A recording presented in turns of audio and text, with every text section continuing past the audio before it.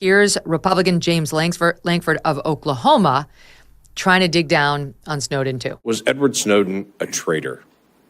Senator, my heart is with my commitment to our Constitution and our nation's security. Ours too. Thank you. Yeah.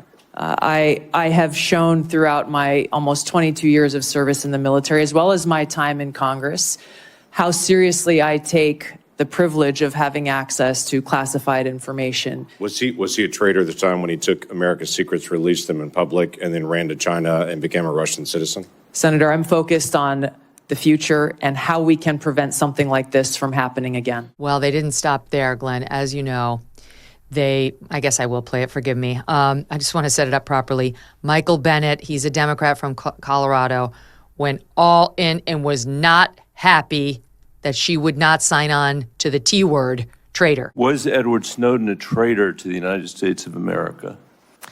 Senator, I will also repeat my answer. He broke the law. You said. Senator, if confirmed as Director of National Intelligence, I will work with you to make sure that there is not another Snowden like social media. It's not a moment to propagate theories, conspiracy theories, or attacks on journalism in the United States.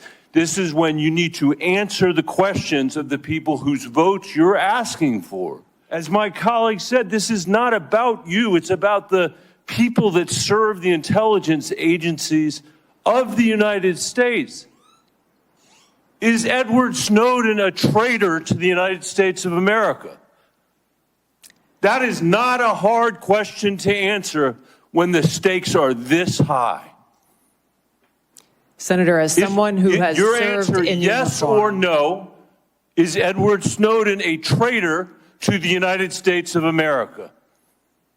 As someone who has worn our uniform in combat, I understand how critical our national security is. Apparently you don't. Obviously, the question of what Edward Snowden did, whether he did everything exactly the way people think he should have, is a point that can be debated, has been debated for a long time.